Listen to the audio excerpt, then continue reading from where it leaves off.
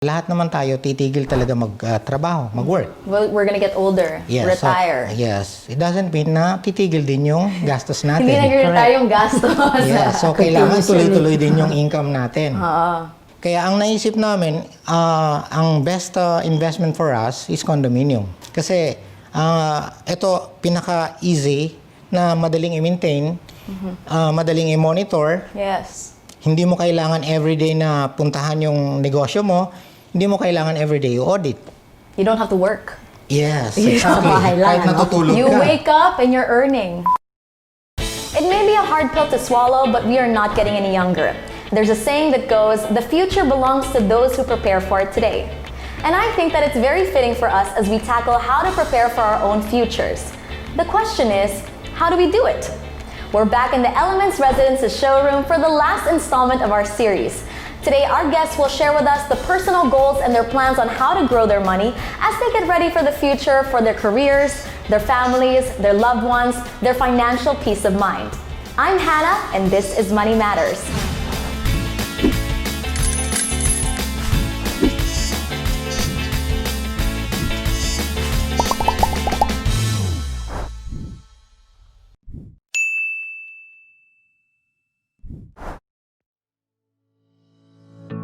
I'm with Martin and Bang for the final episode of Money Matters. Hello! Hi! Nice to chat with you all again. Looking fresh still. And we've gone over the past and the present. So this time, let's talk about the future. I'm sure each of you has dreams for your families, ourselves, our work, and more. And so what are the goals that you would really like to achieve right now? Since nakagraduate na yung anak ko, tapos na siya in college, my educational expenses are done. So one of my goals now is to save up for home improvement.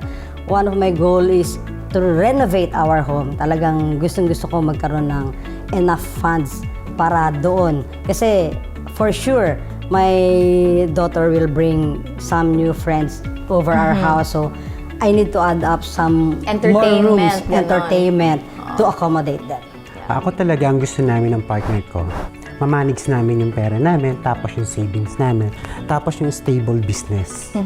Tapos gusto namin magkaroon ng expand. Para kung meron na kaming business, yung start namin na business, yun yung masisimulan namin as of now.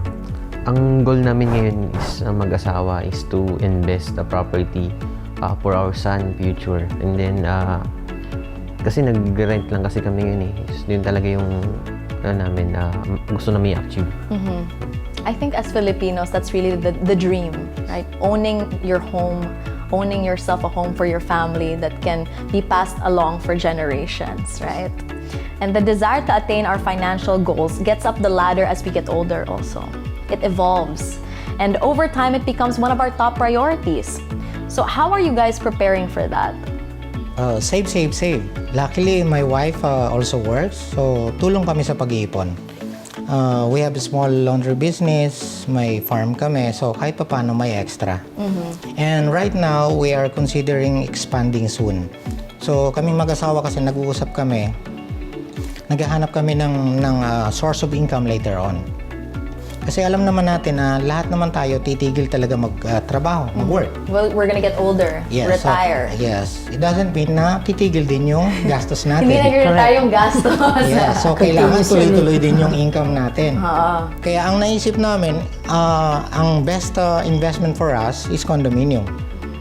Kasi ito, pinaka-easy na madaling i-maintain, madaling i-monitor.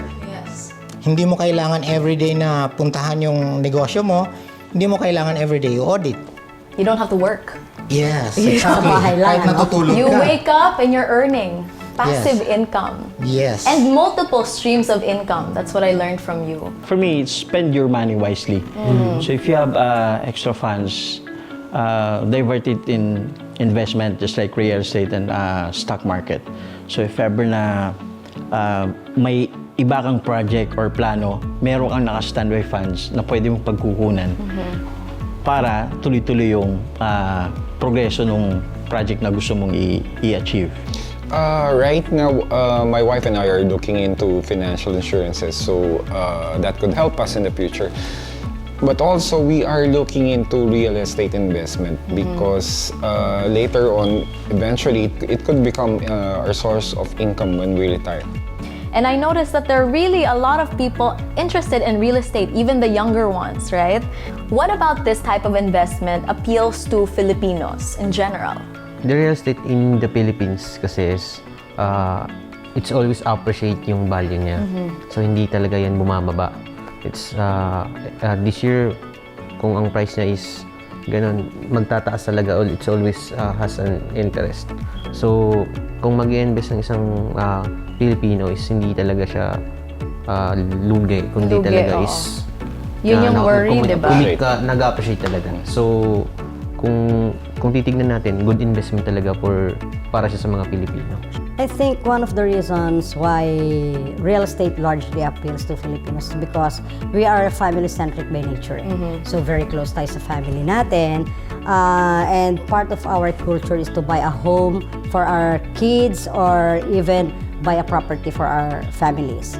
So palagi tayo nagpaplano eh. So every time we plan, gusto natin na magpa-plan tayo for the future of our families, and that includes investing a home for our future families. Yung condo investment appeals to Filipinos because it's an easy investment to understand, and with a large number of developers and projects around, you could actually choose what would best suit you. Suit our lifestyles, because it's Definitely. different for everyone. Yeah. Right? And real estate in the Philippines really saw a boom on condominium projects in the past 10 years. Do you guys think it's a smart idea to invest in them? And why should you invest in one? Yes, I think condos are one of the most stable investment in the market right now.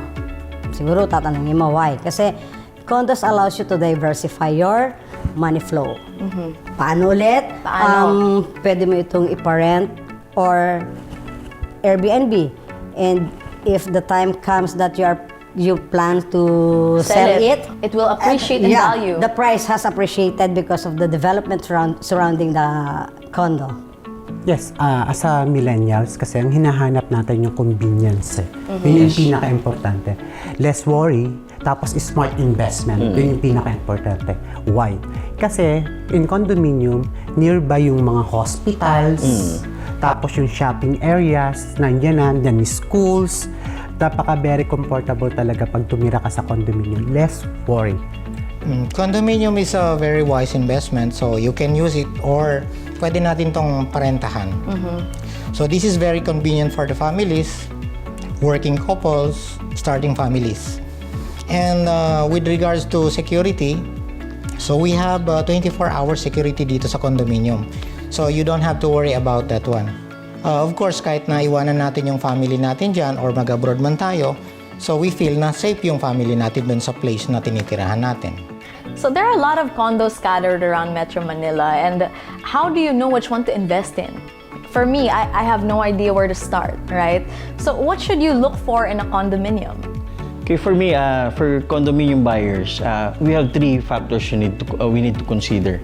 First is the location, second is amenities, and third is condo fees. Now, in location, think about the longer term of resale value for your property, and are there any developments planned that could help increase the property value in the future? Yes. Second is amenities. So here at Elements Residences, we have one unique amenities na sa tingin ko is more on viable or more on favorable sa millennials and Like what? yung retirees. Yun yung spa and sauna. Wow! So yun yung pinaka-unique amenities we have. Then third is condo fees. Okay. Condominium here at Elements Residences, the common areas powered by solar panel. So less yung electricity consumption. So it's a big saving part long run. sa condo owners if you live in area at the Elements. The first thing that you should look for in a condominium is location. be it lifestyle-wise or investment-wise. Let's say you are a foodie or mahilig ka kumain. That's me. Wow.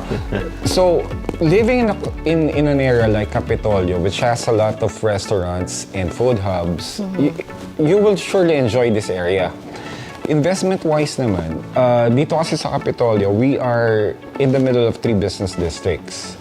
And not only that, there are a lot of well-known establishments around the area. Even the local governments is making projects that would benefit the people, just like the upcoming subway and bridge that is connecting Pasig to BGC in 10 minutes. Few minutes of travel. Just 10 minutes. That's incredible. Yeah, so really, the location is a big factor. So now I'm sold already. I'm ready to buy one for myself when the time comes. So I just wanted to ask, when is the right time to invest in a condominium? I think the best time to invest when you are ready and when you have enough knowledge about what you are investing in. So kaya sinabi kong ready kasi hindi dapat yung down payment lang ang Hindi lang down payment. Yes, hindi lang down payment ang ready mo. Dapat ready ka hanggang sa matapos yung Payment. yeah. Yes. Kasi or else sayang yung investment mo, 'di ba? So kaya right now mas maganda mag-research na tayo or you can call your agents or you can call us para mabigyan kayo namin ng right idea and right investment for you. How about you, Sir Okay, Melvin? the right time to buy a condominium is right now. Oh, Because a lot of developers throw a huge discount sa lahat ng buyers. And they have low monthly amortization.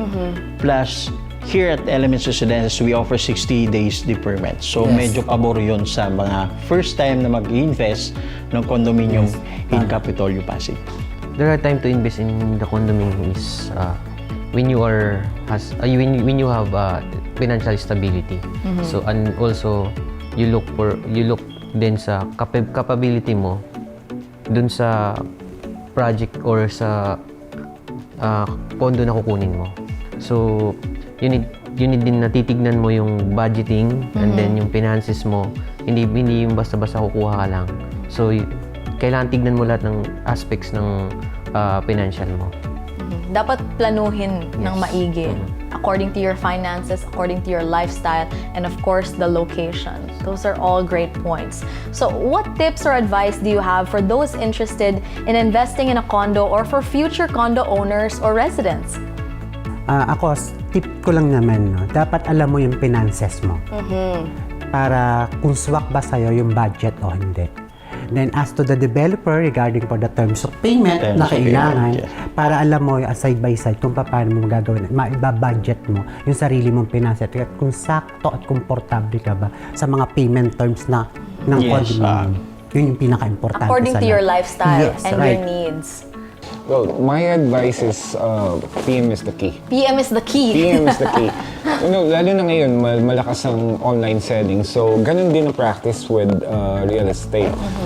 Don't be afraid to ask questions from sales consultants or property consultants and sales managers.